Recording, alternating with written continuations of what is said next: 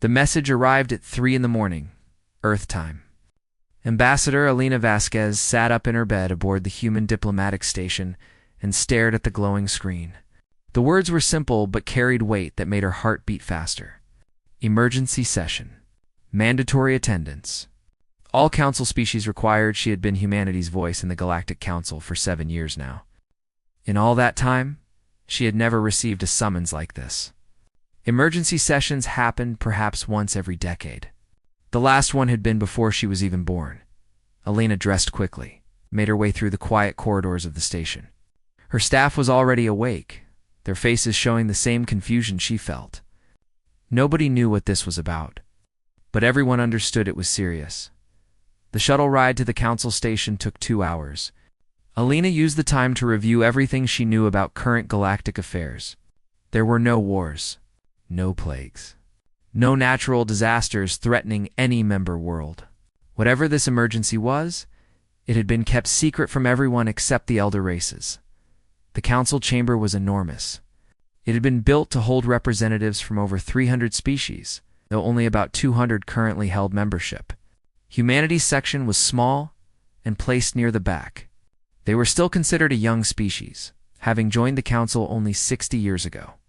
In galactic terms, they were practically children. Elena took her seat and looked around. She recognized most of the ambassadors from other species. The tall, silver-skinned Rithari sat to her left. The insect-like Morvani clustered together on her right.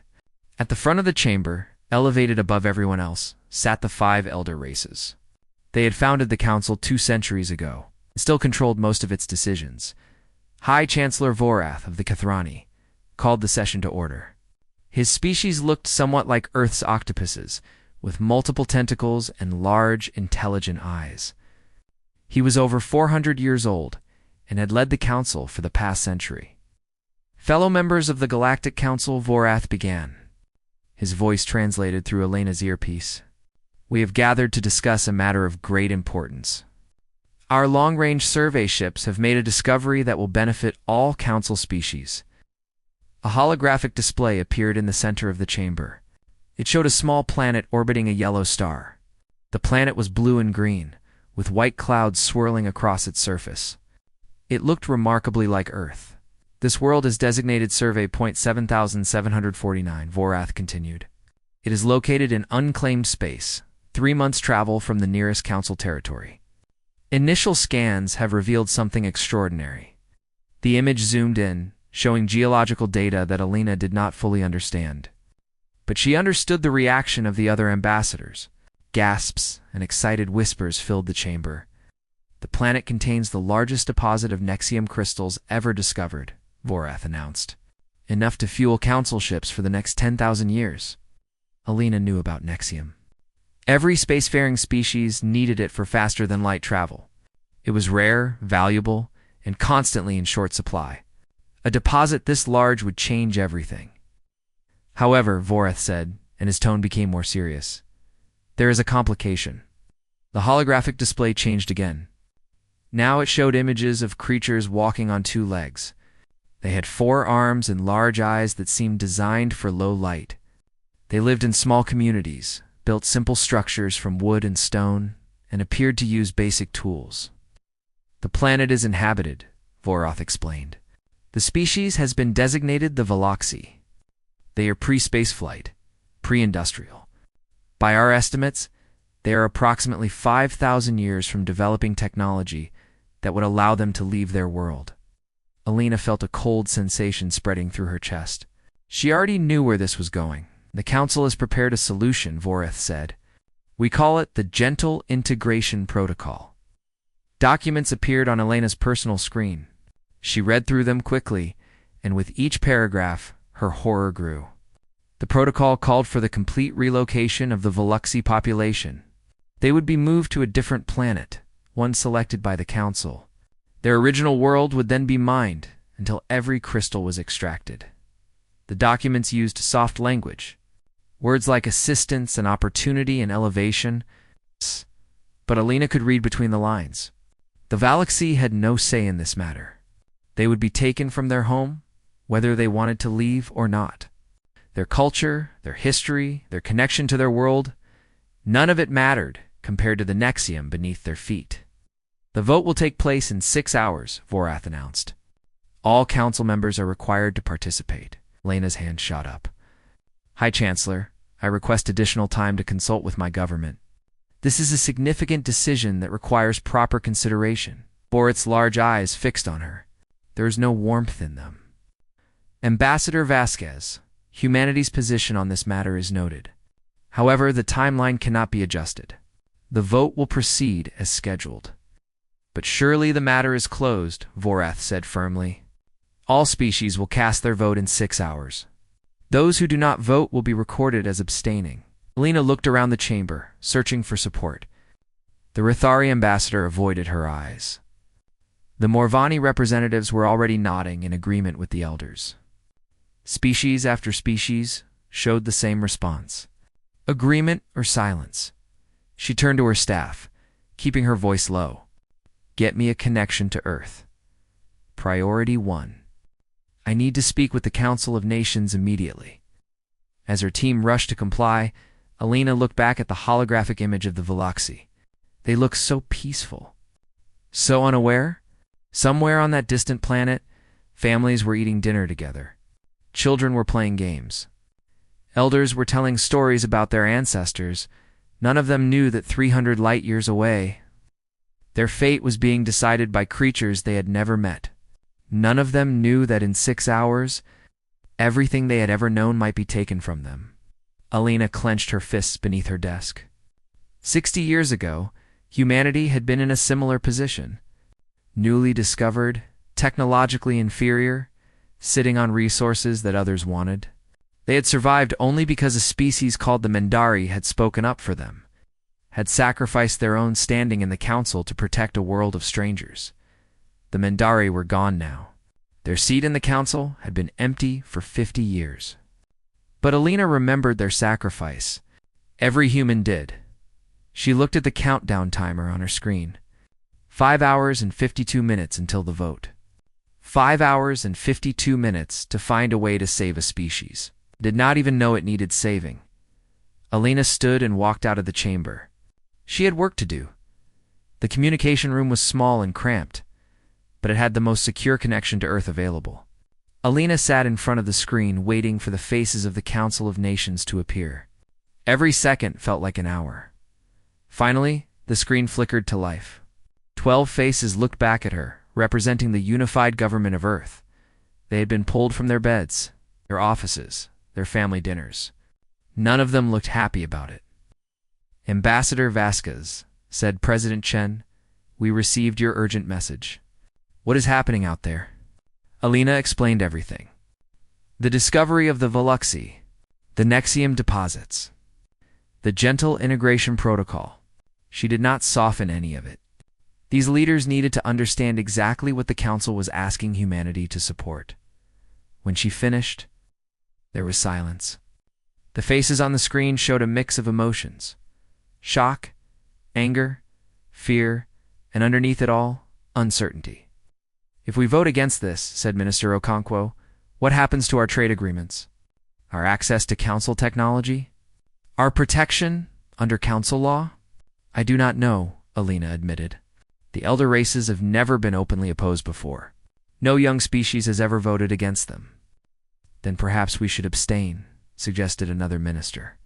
We can express our disapproval without directly challenging the elders. Alina shook her head. Abstaining is the same as agreeing. The protocol will pass with or without our vote. The only question is whether humanity will be remembered as standing against it or staying silent. The debate continued for nearly an hour. Arguments flew back and forth. Some leaders wanted to protect humanity's interests. Others felt they had a moral duty to speak up. A few suggested that the Veluxi were not their problem.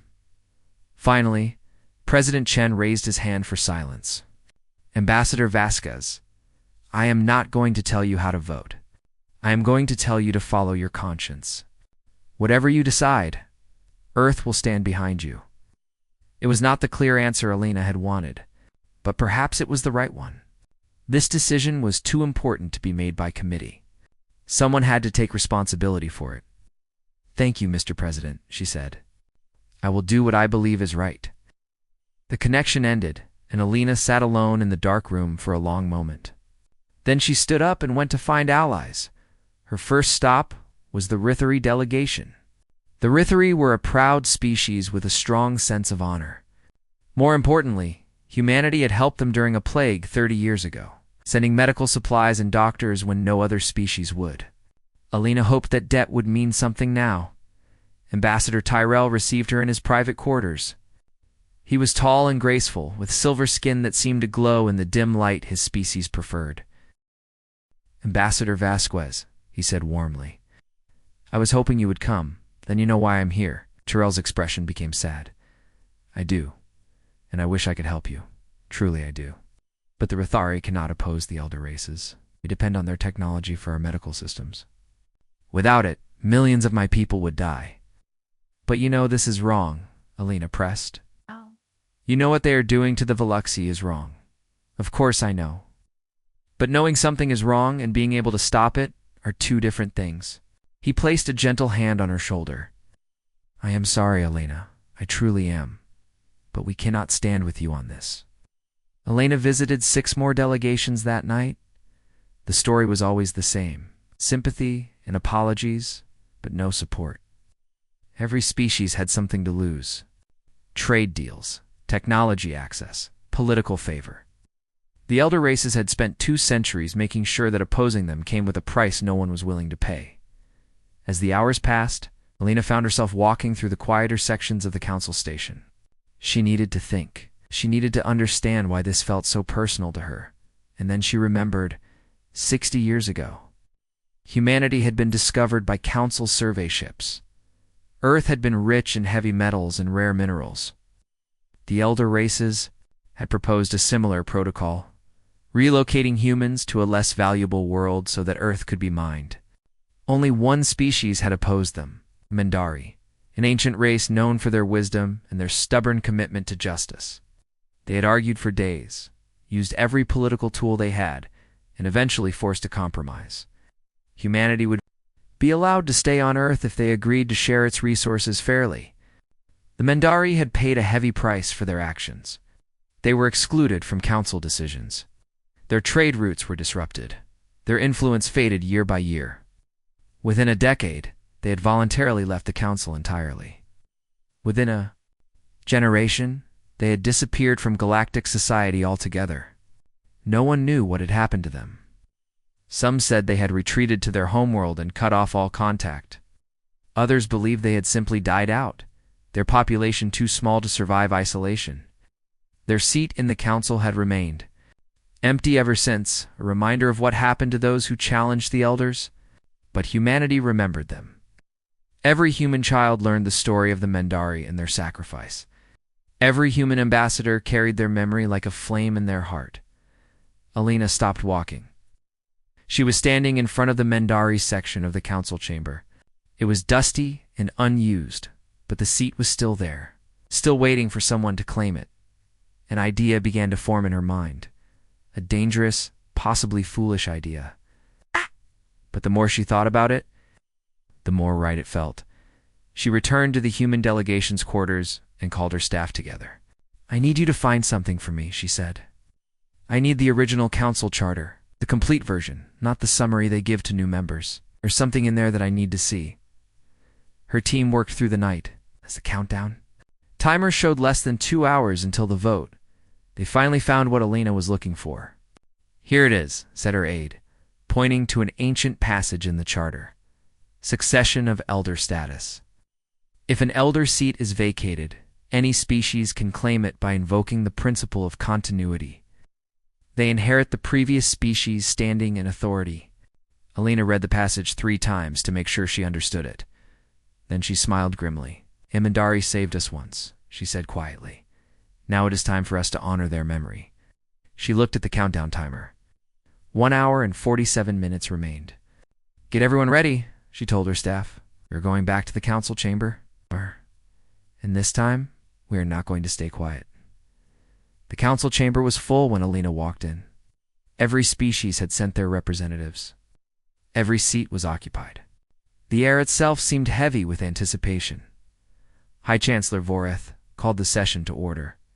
His voice echoed through the vast room, calm and confident. He had no reason to expect anything unusual. The vote would pass, as it always did, and the council would move on to its next project. Before we proceed with the vote, Voreth announced, "Does any representative wish to address the assembly?" Alina stood. "I do, High Chancellor." A ripple of surprise passed through the chamber. Young species rarely spoke during major votes. They were expected to listen, learn, and follow the guidance of their elders. Voreth's eyes narrowed slightly, but he nodded. "The floor recognizes Ambassador Alina Vasquez of Earth. You may speak." Alina walked to the central platform where speakers addressed the full council. She could feel hundreds of eyes watching her. Some curious, some annoyed, some pitying the naive human who thought her words would matter. "Thank you, High Chancellor," she began. "I've studied the Gentle Integration Protocol carefully. I have read every document, every analysis, every projection. And I have a question for this council." She paused, letting the silence build.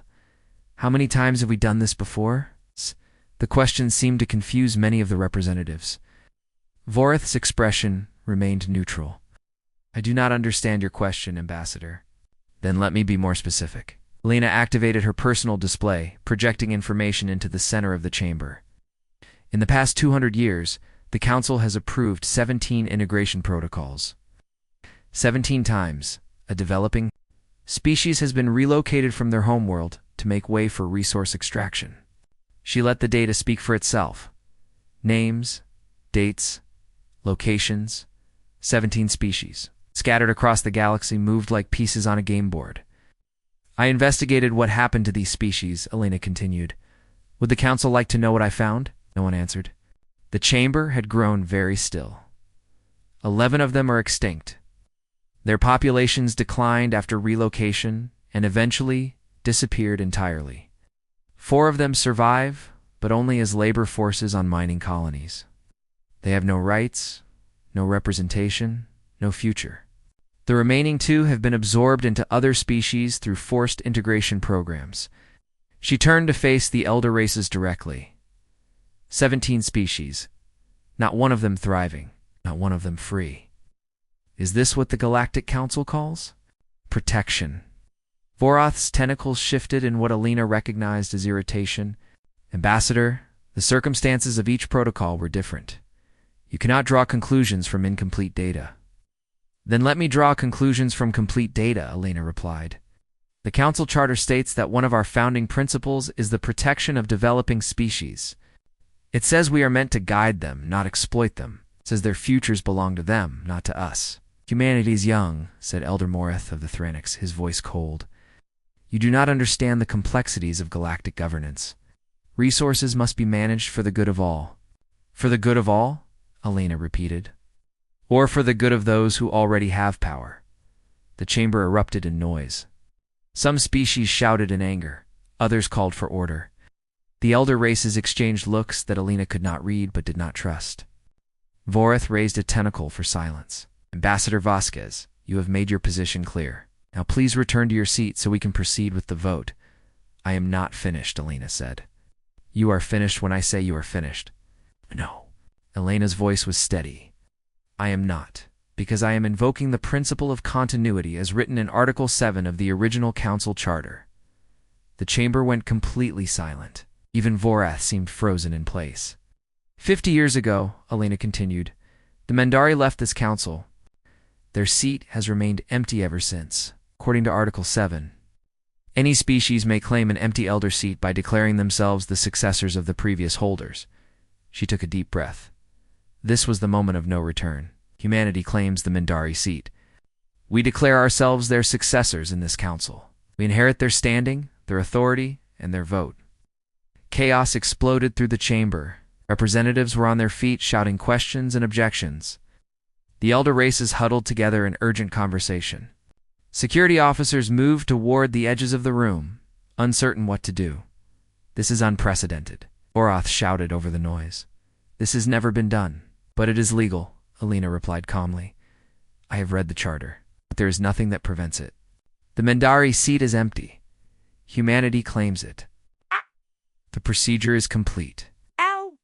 The Elder Council must review this claim. The Charter does not require a review. It requires only declaration. Alina held up her personal display, showing the relevant passage. Read it yourself, High Chancellor. The law is clear. Vorth read the passage. His expression darkened, but he could not argue with the text in front of him. Very well, he said slowly. Humanity's claim will be recognized. But this changes nothing about today's vote. Actually, it changes everything, Alina said. As an elder species, humanity has the right to call for a formal investigation into any council action. I am calling for an investigation into the Integration Protocol program. All of it. Every species. Every relocation. Every death. Such an investigation would take decades. Yes, Alina agreed. It would. Which means the vote on the Veluxy cannot proceed until the investigation is complete. The elder races were furious. Alina could see it in their postures, their expressions, the way they moved. She had done what no young species had ever done. She had used their own rules against them. If you pursue this, Vorth said quietly, his voice carrying a threat, humanity will face consequences. Economic sanctions. Travel restrictions. Diplomatic isolation. You will be alone in this galaxy. Lena looked at her delegation. 20 humans, sitting in their small section near the back of the chamber. They looked back at her with steady eyes. They knew what this meant. They were ready. She turned back to Voroth. Then we have nothing more to discuss. Lena removed her translation earpiece and placed it on the podium. Around her, every human delegate did the same. It was the ultimate diplomatic insult. A statement that they no longer considered the council worth listening to. Then they stood as one and walked toward the exit. The chamber watched in stunned silence as the humans marched through the great doors. Alina did not look back. She did not need to. The message had been delivered. The doors closed behind them, with a sound that echoed through the chamber like thunder. For a long moment, no one spoke. No one moved. The Galactic Council, for the first time in 2 centuries, did not know what to do next. Finally, in the back of the chamber, a young Rithari delegate began to clap. It was a human gesture, one that her species had adopted years ago. Soon, others joined her. Not many, but enough. The sound followed the humans down the corridor. A small spark of hope in a very dark night. 3 months had passed since humanity walked out of the council chamber, and the consequences had been exactly as harsh as Vorth had promised. Alina sat in her office on the human diplomatic station, reading the latest reports from Earth. Trade with council species had dropped by 70%. Human ships were being denied access to major space stations. Diplomatic channels had gone silent. For the first time in 60 years, humanity was truly alone in the galaxy. The economic impact was severe. Industries that depended on imported materials were struggling. Prices for common goods had risen sharply. Some people were angry, blaming Alina and her decision for their hardships. But the reports also showed something else. Something that made Alina smile. Despite everything, support for the walkout remained high. Polls showed that over 80% of humans approved of what their ambassador had done. Schools were teaching the story of the Veluxy to children. Artists were creating songs and paintings celebrating humanity's stand for justice. Alina had become a symbol, whether she wanted to be or not. A knock at her door interrupted her reading. Her aide entered with an expression that mixed confusion with hope. "Ambassador, you have a visitor." He came in a private shuttle with no identification. "He says it is urgent." Lena frowned. Visitors were rare these days. Most species wanted nothing to do with humans. "Who is it?" "Ambassador Tyrell of the Rithari." Lena was on her feet immediately. "Send him in." Tyrell entered her office looking nervous and exhausted. His silver skin had lost some of its glow, and his movements were quick and anxious. He kept glancing at the door as if expecting someone to burst through it. "Alina," he said without greeting, "I do not have much time. I took a great risk coming here. What is happening?" Tyrell handed her a data chip. "Everything is happening. The council is falling apart, and the elders are terrified." Lena inserted the chip into her display and began reading. The information made her heart race. Since humanity's walkout, 23 species had suspended their council membership, not withdrawing entirely, but refusing to participate until reforms were made. They called themselves the Alignment, and they had been meeting in secret for weeks. The elders tried to proceed with the integration protocol anyway, Tyrell explained. They ordered ships to be prepared for the Veloxy relocation, but no one would provide them. The species that owned the transport fleets all refused. Refused? How is that possible? Because you showed them it was possible. Tyrell sat down heavily in a chair. For 200 years, everyone believed that opposing the elders meant destruction. You proved that was a lie. You walked out, and you survived. You are still here, still speaking, still fighting. Lena looked at the data again. A species she had never heard of were now openly questioning council policies. Old grievances were being aired. Hidden resentments were boiling to the surface. There is more, Tyrell said. Some of us have been investigating the past integration protocols. What you said in the council chamber was true. 17 species destroyed or enslaved. But there is something worse. He pulled up another file on the display. The Mendari. We found out what happened to them. Lena felt a chill run through her. Tell me? They did not disappear voluntarily. After they left the council, the elders quietly sabotaged their trade routes, blocked their access to medical supplies, spread false information about them to other species. Within 30 years, the Mendari homeworld was completely isolated. Within 50 years, they were gone. Lena stared at the screen. The Mendari had not simply faded away. They had been systematically destroyed for the crime of helping humanity. We cannot let this continue, Tyrell said. The Alignment wants to work with humanity. We want to build something new. Something better. Before Alina could respond, her communication screen lit up with an incoming message. The source surprised her more than anything else that day. It was from the Veloxy homeworld. We have been monitoring their radio signals, her aide explained. They started broadcasting this 3 months ago. It took this long to reach us. Alina opened the message. It was not a video or a complex communication. It was simple, almost childlike. A series of sounds that her translation software struggled to interpret. Finally, it produced a result. 2 words repeated over and over. Thank you. Thank you. Thank you. Lena's eyes filled with tears. Somewhere, 300 light-years away, the Veloxy had learned what almost happened to them. They had learned that strangers from across the stars had given up everything to protect them, and they had found a way to say thank you. She wiped her eyes and turned back to Tyrell. Tell the Alignment that humanity is ready to work with them. Tell them we will build something new together. Tyrell nodded, relief flooding his features. There is one more thing. The elder races have requested a meeting with your government. Not the council. Them, specifically. They want to negotiate directly with humanity. Negotiate. They are scared, Alina. Their coalition is breaking. Their authority is crumbling. They need you now more than you need them. He stood to leave. You have changed the galaxy. Whether you meant to or not, nothing will ever be the same.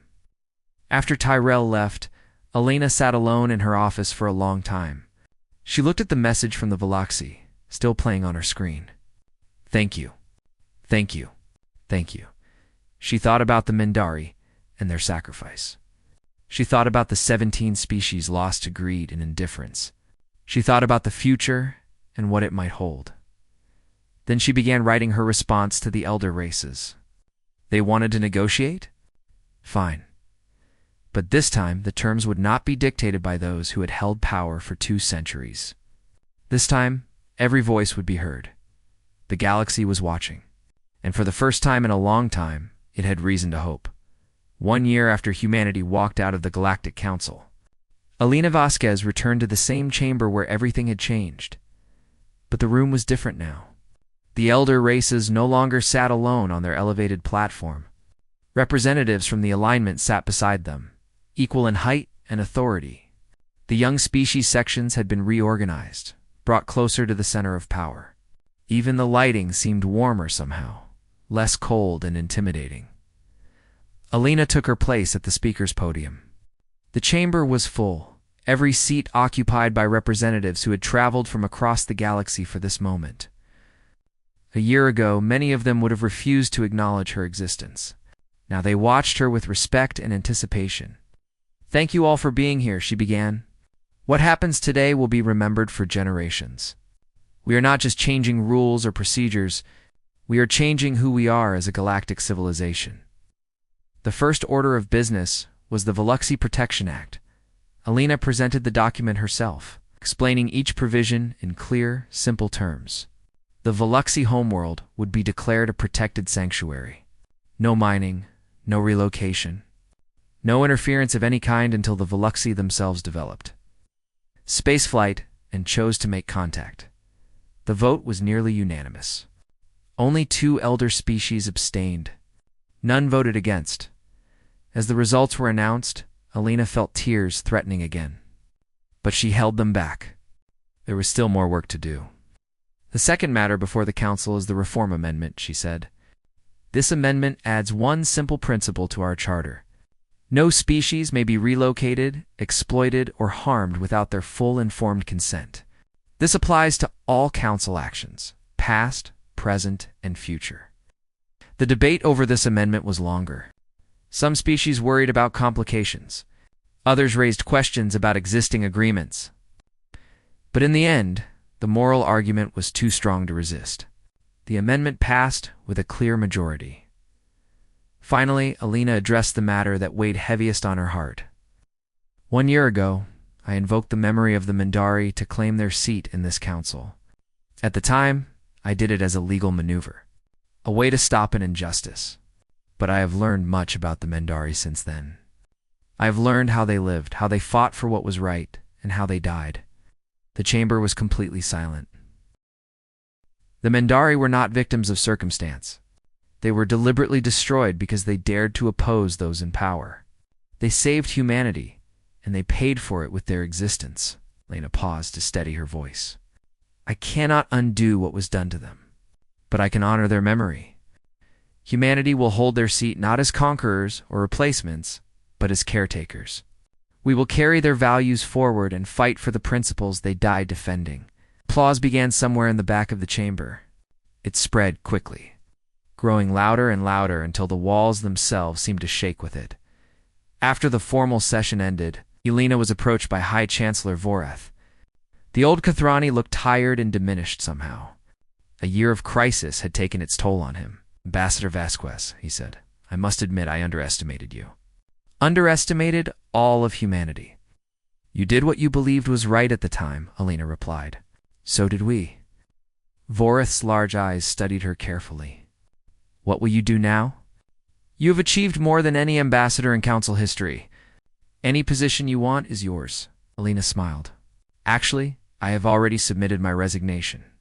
I am going home." "Home. But why?" "Because there is work to do there too. I want to teach. I want to tell young people about the Mindari and the Veluxy and everything that happened. I want them to understand that one person can make a difference if they are willing to stand up for what is right." Voreth was quiet for a moment. Then he extended a tentacle in what Alina recognized as a gesture of respect. "The galaxy will miss you, Ambassador. You have been a worthy opponent." "I was never your opponent," Alina said, accepting the gesture. "I was just someone who refused to be silent." On her last day at the council station, Alina received an unexpected invitation.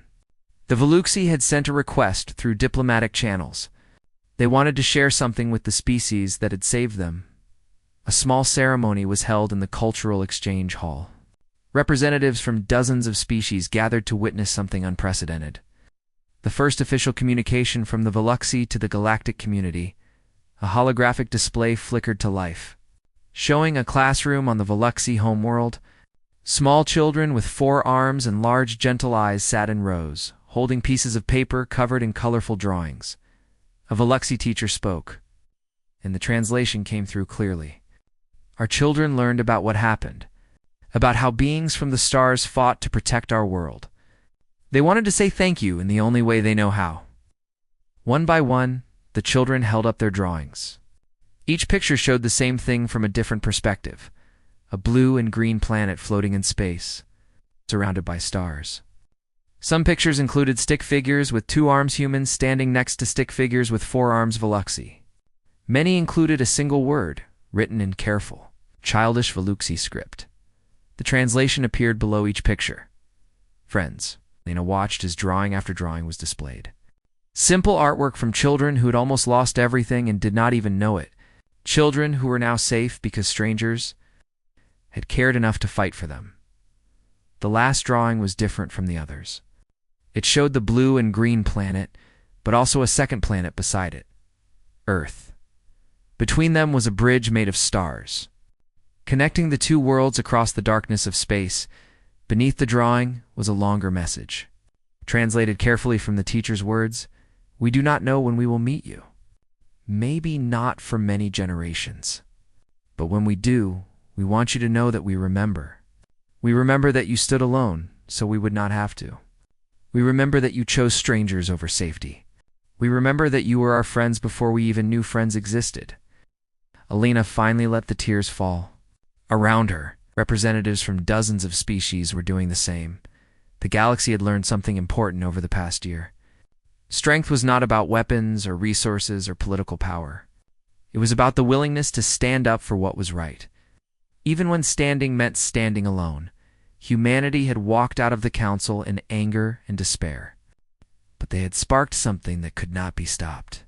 A belief that the future could be better than the past. A hope that compassion could triumph over greed.